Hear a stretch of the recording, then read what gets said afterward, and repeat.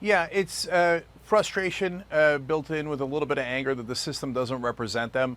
The system is representing the donors, the politicians, and unfortunately, the media over focuses on the donors as well. Who's leading in the money race? How much big donor money have they raised? And that creates, unfortunately, an incentive for more what we would consider systemic corruption. So progressives want Medicare for all, and 60% of the country does. Oh, really? Hey everyone. So have you ever noticed that whenever modern progressives talk about politics, they always, fucking always, will do two things.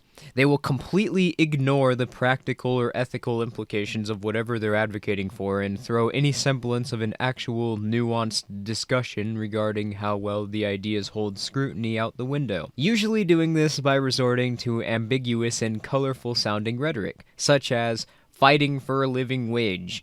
This, of course, allows them to be downright dishonest in many cases, but I digress. Progressives also, of course, love to engage in demagoguery to an obnoxious extent. I mean, if you approached politics from an outside perspective, you'd think that most of the population was made up of Biff Tannen clones, because that's the only kind of person who couldn't be a progressive. But what if I told you that there was a time when progressives didn't constantly pander using divide and conquer identity politics, actually explained their ideas and what they envisioned their policies would accomplish in their ideal society? Bullshit! No, seriously, there actually was a time when progressives were upfront with what they advocated for and explained how and why regulations such as minimum wage would be a good thing for the economy, and how Planned Parenthood was actually doing society a favor.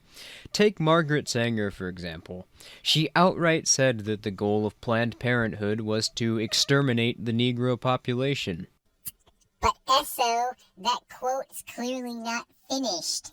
Oh, fuck me. You're right. Sorry, I shouldn't be so careless. Here's the full quote. Sanger also believed that the so-called working class and people who were deemed by the state to have mental disabilities should be forcibly sterilized. Doesn't she just sound like a peach? It's for this reason that Planned Parenthood services are deliberately advertised to poor people and blacks, which is something that even modern progressives will admit to, though, of course, that's not how they tend to characterize it, which is why black babies have nearly the same chance of being aborted as they do being born at this point. So, progressives indeed did at one point explain their ideas, and their agenda is succeeding according to plan. It's just that progressive-era progressives were rabid eugenicists who wanted to sterilize anyone who wasn't a rich person, exterminate entire ethnic groups, and implemented laws with the explicit intention of suppressing certain groups. Ooh, awkward. And they were not, by any means, the champions of fairness and equality that they attempt to paint themselves as today, despite advocating for the exact same policies. And you may be thinking that I'm just cherry-picking one example, one popular example, which was openly supported by pretty much every other large figure in the original progressive movement. But surely, this is just guilt by association. Well, no. This was actually the orthodox view of the progressive movement at the time, and all of their literature as well as their bigger figures openly supported eugenics in some form or another, and advocated for implementing government regulations based on the premise that they would work towards the end goal of eugenics, so discriminating against certain groups with the conclusion of eventually eliminating them for the benefit of groups which they deemed to be superior. For example, Woodrow Wilson, as a senator from New Jersey, supported a sterilization bill in 1911, which would openly have the government forcibly sterilize anyone who politicians deemed to be, quote, idiots, imbeciles, or morons. And C. Van Woodward, along with David W. Southern, were open supporters of Jim Crow laws, along with most progressive politicians of the time, including the aforementioned Woodrow Wilson, FDR, and Theodore Roosevelt. And as noted before, eugenics was the prevailing ideology behind all of their ideas. That includes the economic front. Despite the mainstream media and political establishment's best attempts at trying to revise history with a brush that paints the Progressive-era progressives as champions of the poor who were only concerned with their well-being, this could not be farther from the truth. Progressives openly agreed with free marketers and the widespread consensus of economic study that regulations will increase the cost of production, which would kill competition for big corporations, raise the cost of living, and would reduce the amount of jobs available on the market. But they argued for these regulations still because they saw the poor as yet another feeble group of weaklings which needed to be exterminated in order to have their ideal society. Frank Taussig, for example, in his 1911 textbook, which was widely cited and circulated around progressive circles at the time, titled Principles of Economics, stated in reference to poor people and why the minimum wage should be increased, quote, "We have not yet reached the stage where we can proceed to